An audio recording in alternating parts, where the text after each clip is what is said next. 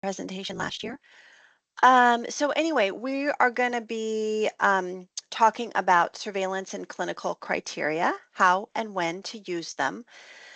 And although this presentation really focuses in on using these criteria for urinary tract infections, there actually are surveillance and clinical criteria for many different infections that are common in nursing homes, including respiratory infections, um, fever without known cause, skin and soft tissue. I think those are the main ones. But anyway, we are focusing on urinary tract infections today. Okay, so please go to the next slide. And the information on this slide is taken directly from a great resource from the Minnesota Department of Health. The link is at the bottom of this slide on the right. But it basically gives some information to help you understand why we have both clinical and surveillance criteria. So starting with the left side, these are the clinical criteria. And although I'm not using the term lobe on this slide, this does refer to the lobe criteria. And so clinical criteria or the What lobe I had criteria. thought that it would be based off of their most I'm recent going to mute that person. survey. Oh, okay. Thank you. Sorry about that. And let's see. I'm sorry. I was trying to mute that person. I slipped out of the slides. If that happens again, Katarina, I won't try to take responsibility for that. Thank you. I'll do it, don't worry. Thank you. Thank you. So anyway, clinical criteria on the left are used to make decisions about care and treatment for the patient in front of you. And when using clinical criteria, you often do not have any lab testing results. So you have to make decisions about care and treatment based on the patient's presentation, symptoms, signs, vital signs, etc. And the clinical assessment takes into account whether the patient has risk factors, like if they have an indwelling device such as a urinary catheter. And so clinical criteria are used to diagnose and treat individual patients. They're used for guiding treatment decisions before lab data are known.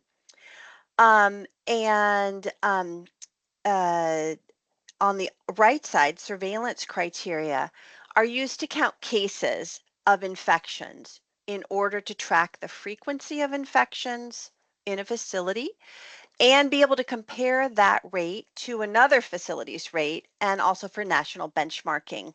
And so surveillance criteria are scientific definitions to be applied retrospectively after all the clinical and lab data are available. And surveillance criteria are very specific so that all facilities can count cases the same way. And I want to just emphasize that when we're talking about clinical criteria, I'm talking about patients. When I'm talking about surveillance criteria, I'm talking about cases.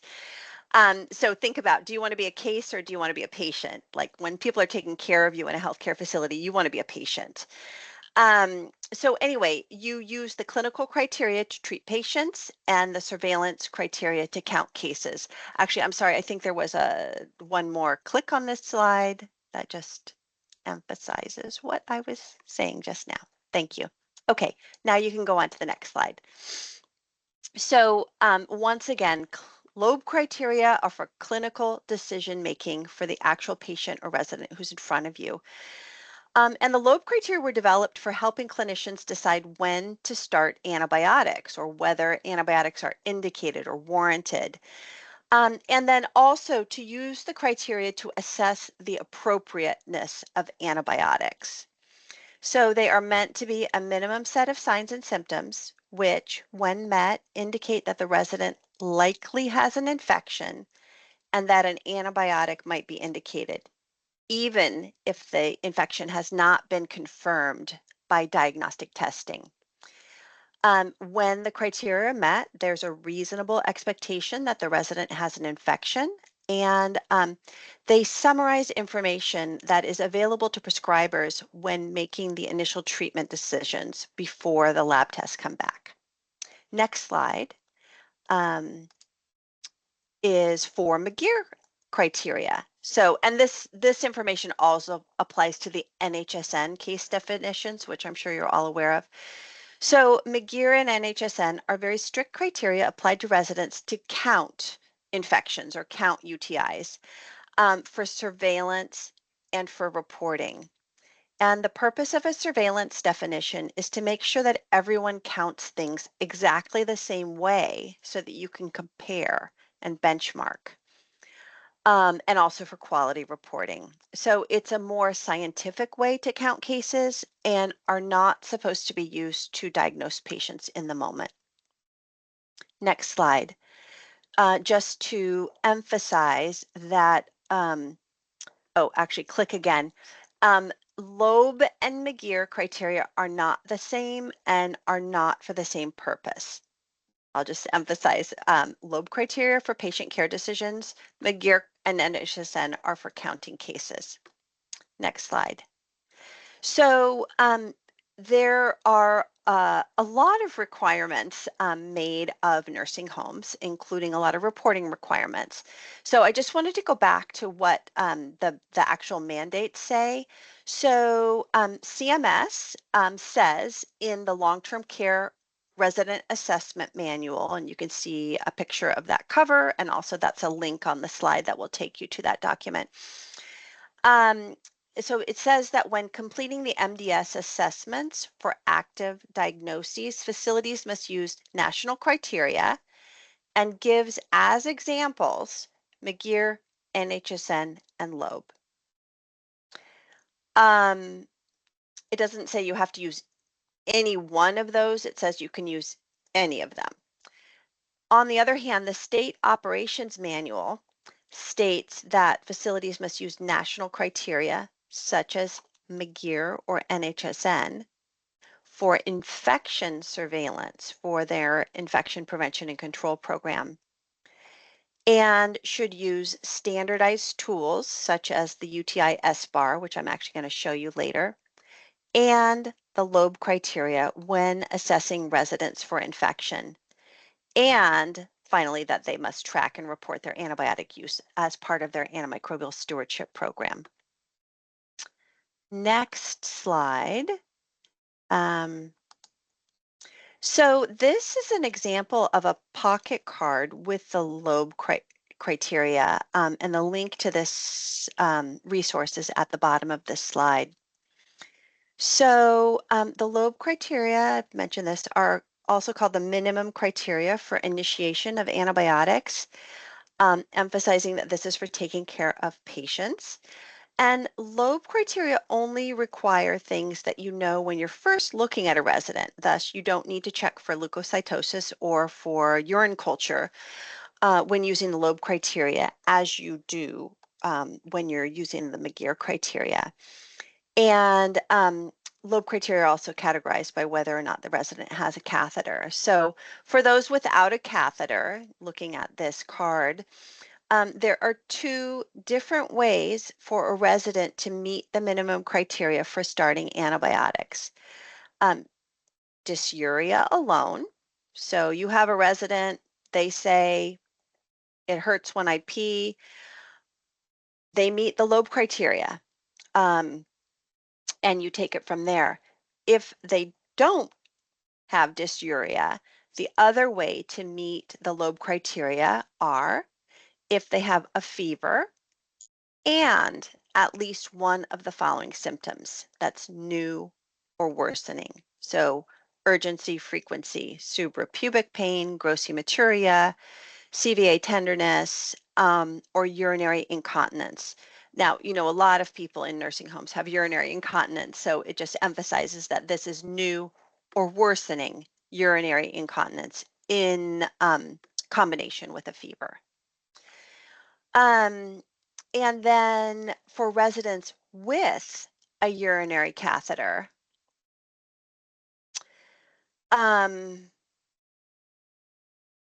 to meet the Loeb criteria for starting an antibiotic, a resident must have one or more of the following without any other known cause. So they have to have a fever, new CVA tenderness, rigors or chills, or new onset delirium. And please notice that there's that asterisk there. And you don't want to attribute new onset delirium to a urinary tract infection if you haven't done an adequate workup for other causes of delirium, like, they're on a whole bunch of meds that are making them a little bit cuckoo, or, just other things that could be going on. Okay, so let's go on to the next slide. And this shows the McGeer criteria. And I know it's hard to read because it's really small. This is a screenshot from, this is a link, the title there, McGeer criteria is a link that will take you to this. But for those without an indwelling catheter, the McGeer criteria requires both signs or symptoms of a UTI plus a positive culture, or I believe leukocytosis. So, when you're first looking at a patient, you actually can't apply the McGeer criteria because you wouldn't have that lab testing result. So, when counting cases of an infection, if you have a positive culture on a resident, but you don't have documentation in the medical record that they had symptoms, you can't actually count that as a case of an infection because you don't have all the right information to make that determination. So I also just want to point out that for patients without an indwelling catheter, the part without the lab criteria is very similar to lobe criteria. So um, for residents without an indwelling catheter, it says both criteria 1 and 2 must be present. So at least one of the following signs or symptoms. So acute dysuria, and then they also include pain, swelling, or tenderness of the testes, epididymis, or prostate, which makes it applicable to men. So it says, let's see, both criteria 1 and 2 must be present. So acute dysuria, and then 2, they have to have a positive culture. So once again, just emphasizing that to apply the McGeer criteria, you have to have the lab results as well. And then for residents with an indwelling catheter, they have to have both criteria 1 and 2. So 1 is at least one of the following signs or symptoms. I won't read them. And plus a culture. Okay, let's go on. Next slide. So now I'm going to switch gears and talk about how to improve appropriateness of antibiotics for urinary tract infection in your facility. And so you can use the lobe criteria before, during, and after prescribing antibiotics in order to improve appropriateness. So these are ways you can use the lobe criteria before prescribing an antibiotic. So of course, you're going to do a thorough resident assessment. And if you're considering a urinary tract infection, you would use the lobe criteria to evaluate the resident. And each of these on this slide are live links that will take you to these tools. So on the left side, there is a web application you can get to on your phone or on your computer that will take you through the lobe criteria. And then based on what you've input, it will tell you whether the lobe criteria are met. Or there's also this pocket card. This is an alternative version. Um, and you can provide this card to your bedside staff, attach it to your name tags, just to have it handy. Then in the middle, you can also use the UTI S-bar. Now, I think you've been introduced to SBARS before, but it's situation, background assessment, and response. And so with the lobe criteria, this is from the AHRQ UTI SBAR form. The link there will take you to this, but it leads you through all the questions. There's some information about, who the resident is, what are their vital signs, and then it just the bottom part of that form takes you through those questions of, what their symptoms are. And it will tell you at the end, lobe criteria are met, antibiotics may be appropriate, or lobe criteria are not met. And in that case, you know, uh, maybe we want to hold off and do some other things. And on the right side, only test the urine when lobe criteria are met. I know the last session was on differentiating between urinary tract infection and asymptomatic bacteriuria, and you all are experts and know that a lot of residents in nursing homes will have bacteria in their urine even if they do not have an infection. So if you do a test when it's not indicated, you may get a positive culture when they don't really have an infection. So you really only want to test urine when the lobe criteria are met. And also do not send a urine culture or an urinalysis for smelly or cloudy urine, routinely on catheter change, routinely on admission, after treatment for a urinary tract infection to document test of cure, or for mental status changes without other signs that suggest a urinary focus. So those are all things you can do using the lobe criteria before an antibiotic prescription. The next slide is the action you can take during the antibiotic prescription, and it's to have developed and implemented a clinical practice guideline for UTI treatment in your facility. Ideally, it would be approved by your medical director and be based on national guidance, such as the IDSA, Infectious Disease Society of America, and ideally be adapted for your residents and the resistance profile in your facility. And I've provided links to some other really great resources. And what you're seeing here on this slide is the Center for Stewardship in Medicine, CSIM antibiotic guide from the University of Washington.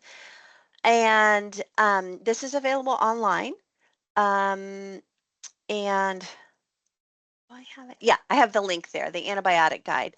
Um, and so you can access it and scroll through it, find urinary tract infection. It has guidance for a lot of different infections as well. And another great resource is the Rochester Patient Safety Collaborative that has an antibiotic prescribing guide for urinary tract infections. So these are some of the resources that you can use to make sure that when an antibiotic is indicated that you're using the right antibiotic. Next slide. And after prescribing, you can also use the lobe criteria to measure appropriateness. So I'll go through this. And the way you would do this is to track treated infections. I've provided a link here to the Minnesota Infection Antibiotic Use Tracking Tool. This is a spreadsheet that can be used for tracking infections in your facility. It can also, I believe, count antibiotic use for you. But anyway, that's just one way of tracking infections, or you can use whatever your internal process is. And then for those treated infections, you would want to determine whether the lobe criteria were met for that treated infection. And then you can calculate the percent of treated infections that were appropriate. And the next slide will lead you through this calculation. So you would calculate the percent of treated infections that were appropriate by done with this meeting, you call back. Collecting these pieces of information. So you would be tracking the treated urinary tract infections that met lobe criteria in a certain time period, divided by the total number of treated urinary tract infections in a time period. Multiply that by 100, and that would give you the percent of appropriately treated urinary tract infections. So as an example, Dr. Spock treated 10 residents with antibiotics for a urinary tract infection. But when you review the medical record, you find that only half of those treated UTIs met Loeb criteria. So doing that calculation, you would have 5 treated UTIs that met Loeb criteria, over 10 total treated UTIs, and then so you would get 50% were appropriately treated.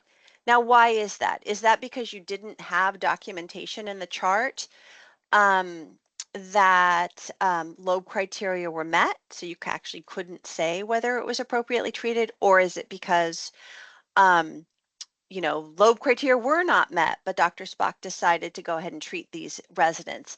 You look at this information and then you can do some follow-up. You can say, hey, Dr. Spock, in order to track our infections, we need to have this clinical information documented in the chart. Or you can, track this with all of your providers and give feedback on who is prescribing most appropriately. Okay, I think I have just one more slide. Um, and so just the takeaways. Loeb criteria are for making clinical decisions and can help ensure that antibiotics are prescribed appropriately. NHSN and McGear criteria are for UTI infection surveillance and are not intended for informing antibiotic initiation.